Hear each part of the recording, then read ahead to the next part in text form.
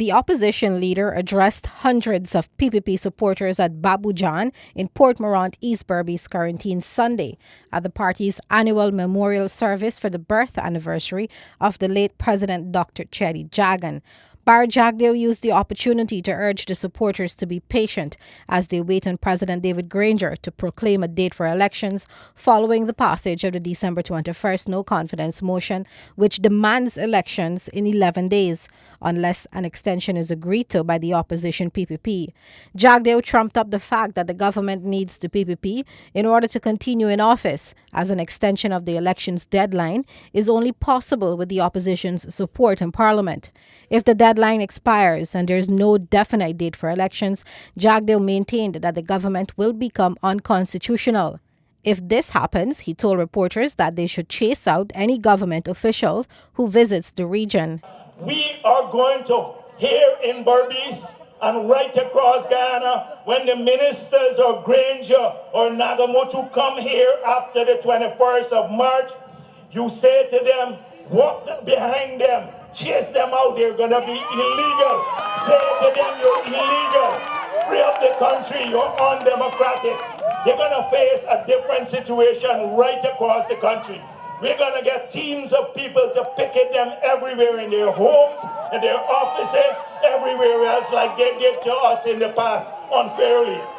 We're going to do that. When they come here, we might have to take to the streets peacefully all the people in Berbice, Kanji, and Rose Hall, and Corriverton, and everywhere else, and New Amsterdam. We all have to come out on the street because we're not fighting for PPP here. We're not fighting for Irfan Ali or Bar Jagdeo. You're fighting for yourselves and all of Guyana. All of Guyana. And therefore, this is not a political issue. Jagdeo maintained his claim that the government is trying to hold on to power and is engaging in corrupt practices while the time passes. That this government, in the guise of Nagamootoo, on a day when they were celebrating the Rose Hall Martyrs' Day, they sent him to bring the sad news to that community that they were going to close the Kanji estate as they did elsewhere. Who is the Judas? Who is the Judas? Who are the bigger Judases in Guyana? They betrayed all of the people of the country. In fact, it's a government of Judases. Because they promised the Amerindians to accelerate land title and they failed them. So Sidney Alicock is a Judas too. And they promised to bring jobs in Linden and many parts of the country. So Granger is a Judas too. All of them are Judases. The opposition leader spoke confidently of a PPP victory whenever the elections are held, saying that the PPP's presidential candidate, Irfan Ali, has done more in 2 months since he was named to the post than President Granger has done in 4 years when it comes to meeting and talking with people. Meanwhile, Ali urged supporters to sacrifice a little more for democracy and freedom, as he called on the government to name a date for elections.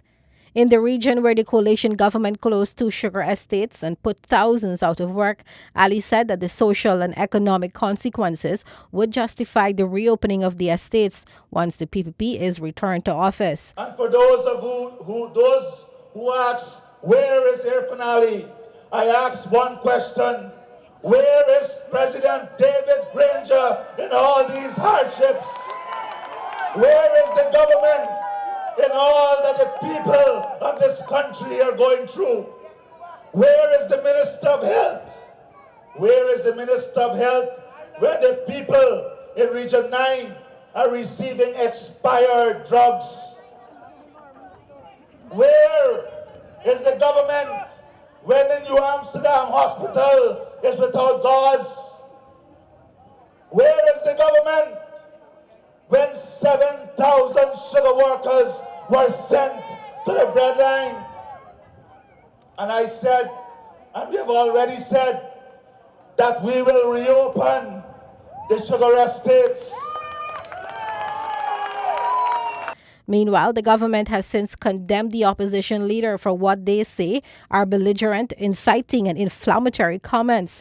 A statement from the government on Monday noted that Mr. Jagdew's inciting can result in a breach of the law.